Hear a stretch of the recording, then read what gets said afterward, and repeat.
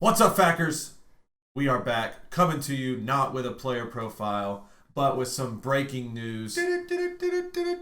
As we know, about 2 days ago, Leonard Fournette was waived by the Jacksonville Jaguars. It had been rumored all offseason that he had just been a pain in the ass.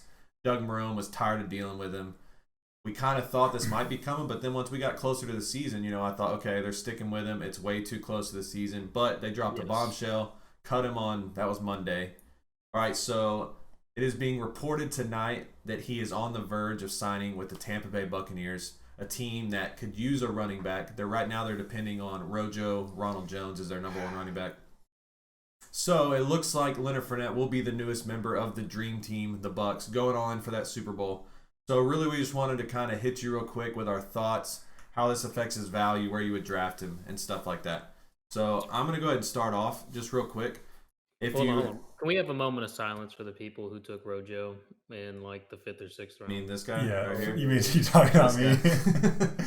I don't think I took him that early, but yeah, he was. I mean, if you go back and look at a Rojo video, I think for sure me and Ryan were definitely high on him as like where his ADP was. We thought he was a late round steal. Now, not so much. All right, so real quick, if you've been paying attention to our player profiles, we've gone over our rankings. I had Leonard Fournette at number 24 while he was still a member of the Jaguars. I was actually probably a little high on him than most people, mainly because I just liked his usage, how many touches he was going to get. I personally think this hurts Leonard Fournette as far as fantasy value. Okay, think of it this way. Okay, the Bucs are a much better team than the Jaguars. There's no denying that, right? But there's no way that he is going to get the percentage of usage and touches that he did on the Jaguars last year. All right, he had 87% of their carries last year, 20% of their targets. That's not happening on the Buccaneers. They got too many other guys there. So while he will get more goal line touches probably and more touchdown opportunities just because they're going to be there a lot more often than the Jaguars were, as far as like yardage opportunities and carries, that's going to go down. So unless he just explodes for double-digit touchdowns, then I think this actually hurts his value. I don't see how it hurts his value as much as you're saying. Like, yes, he's going to Tampa Bay, but Tampa Bay had the exact same record almost as Jacksonville last year. So I think you cannot. They're not the same team. They're a different team. No. I'm just saying they have the same record. Like they were comparable teams. Like, yeah, Tampa Bay's offense was better, but they're getting a whole new quarterback in there, a whole new system, and I just think Fournette, this is what he was missing. He needed the team to move the ball down the field so that he could score. Because last year, how many touchdowns did they have, Keller? 4, 5? 3. 3 touchdowns. That absolutely killed his value last year. And I mean, he's not going to get the touches, I agree. But I mean, if he's on this offense with Godwin, Evans, Gronkowski, and they're moving the ball, and Tom Brady does not turn it over, they're going to be in positive game script. And I mean, I think Fournette he's going to be in line for a bunch of touches. He's the number one guy now for sure. There's no doubt.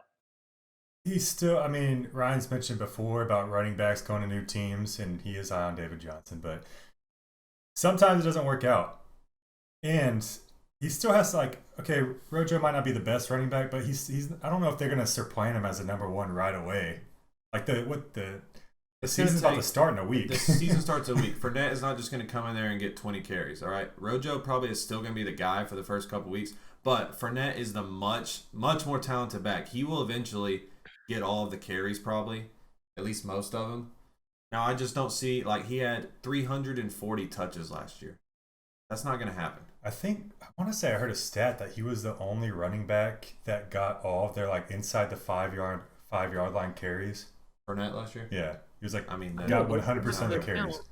That's a stacked box every single time he ran the ball. With Godwin and Evans, I mean, you know what I'm saying? He's going to have a lot more running room. And Brady's there. He's getting an upgrade at every position on offense. Right, but I'm just talking about just usage and opportunity. He's just not going to touch the ball. His touchdown opportunity, I think it offsets the volume. We'll see. He could it's just like the Gronk situation there. If you draft Gronk, you're bidding on touchdowns, basically. I think with Fournette also, I mean, he could easily get double-digit touchdowns. Look, I still think he's gonna be a decent get. I had him at 24 in the 3rd round. I'd say if any where do you have him now? Maximum he falls to the 4th round now. I'd say. So just a little Right. bit. The problem is, Where though, where in your rankings? Who do you have around him, and who are you taking under him and over him just a little bit? Oh, I'm looking at the running backs I have behind him. I drop him behind David Johnson. I'd Chris Carson or Fournette, Gurley or Fournette. Like those are comparable guys now. I know Britt, you're really high on Gurley, so Not really. I mean, I have him like him and Carson are neck and neck for me. like I said, And then it I goes. think it just drops him a little bit, but I liked him better. I liked the situation better from a fantasy standpoint. Just as many times as he was going to touch the ball on the Jaguars. the issues that's going to happen with you, though, is because you're dropping him back. Because he's going to the Bucs now, there's going to be people that are going to reach on him That's because what I'm saying. they're either Brady lovers or I was pretty much going into the draft thinking that I was going to get Fournette just Because you're the highest. I probably had him the highest ranked of anybody. Yeah, Now, you did. if I'm like Matt said, I'm dropping him back in his rankings. He's going to shoot up, and people are going to reach for him now just from the Bucs effect. So I can almost guarantee that I will not be owning Leonard Fournette this year. But I mean, I'm sure you've heard that stat where the chances of you finishing top 10 as a running back not being on a top 10 scoring team are like crazy. Like you have I guess I don't know. I just feel like the situation with the Bucks, like they're going to be scoring a lot more than the Jaguars, and they're going to be in positive game script a lot more because I think Brady, he's not going to turn the ball over like Winston, and they have a great offense. I don't know. I think like it is worth Fournette noting too that better. like Fournette. So we talk about Brady and how he likes to have running backs he can depend on. Yeah, Fournette's like a fucking great back, but he can't pass block that well. And if he blows it, like if he misses a block and Brady gets hammered, he might go to the bench. Like I don't know what we don't know what the contract is yet, but I don't think they're afraid to just send the guy right to the bench if they're getting him for cheap.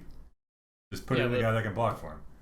I know, but the whole thing is where are you going to take him? And like Keller said, I mean, he's right around there for me with Melvin Gordon, Jonathan Taylor, David Johnson, Le'Veon Bell, and then like I don't know. he's right there. I might take him at the end, but I'm going to take a chance on Fournette over Ingram, Mostert, Kareem Hunt, Cam Yeah, Akers, guys like he's that. ahead of that group. Yeah, for Well, sure. that's my whole point, though. So he falls right into that back end of an RB2.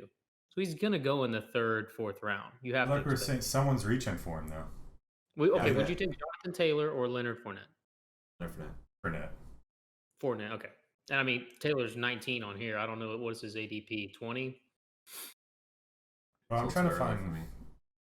because I guess we could talk about Ronald Jones now because I think we've said what we wanted to say about Fournette. Yeah, that's So gonna how does kill this his affect value, Ronald Jones? Is obviously. that basically you were banking on Ronald Jones just being the de facto guy that was going to get most of the carries and all the goal line touches? Well, Yes. they're bringing in a guy that dominates touches and dominates goal line touches. Yeah. So, like, Yes. kind of like what me and Matt said, probably I would say the first week or two, just because it's going to take Fournette a little bit to get acclimated to the system. Ronald Jones will probably still be the lead back, but before long, it's going to be Fournette's backfield. Yeah. As long as he stays out of trouble. I mean, this guy and healthy. and I mean, from all accounts, whatever you think about it or not, like, not the best team guy. So we'll see what happens. Yeah. True. Ronald Jones' ADP is 86 right now. You can see that fall on, I'd say, 3 rounds, maybe 2 or 3 rounds. You can snag him toward the end of a draft now if you want to. I think he's still worth owning though, but you're not going to get the value because he was before the Fournette. He was like a potential starter that you can get super late, which is why we liked him so much. Now he's going to be probably a backup by the end of the year if Fournette stays healthy. Yep. And here, I have a stat just to kind of back up what I was saying, just as far as like if he is going to a Tom Brady led team and he's going to be around the goal line, like listen to some of the running backs who had double digit touchdowns with Brady. LeGarrette Blount had 18 one year. Then Jarvis Green Ellis, 13. Stevan Ridley, 12. And then Jarvis Green Ellis again, 11. Like, I mean, he's like most people don't even remember the law firm. And I mean, LeGarrette Blount, most people know who he is, I guess, but Yeah, so I he mean, has he'll have that his upside on a Tom Brady that offense. stat, that opportunity touchdown stat that I like to bring up. That'll definitely go up this year. So we'll see if he can score some more. And really, that's all he's been missing in his good years is touchdowns. So if he can just get some touchdowns, maybe get back close to 1,000 yards, like he'll be a solid RB2 for you. Yes. Yep. All right, so we're gonna wrap it up. If you drafted Ronald Jones like this guy here, sorry, you kind of wasted a draft pick now. So sorry. But if you drafted Leonard Fournette and you were panicking the last 2 days, you're loving it now. Yeah. You're like, thank you, God. Don't go look at our latest Instagram post because Matt was trash. All right. We out. We out. We out.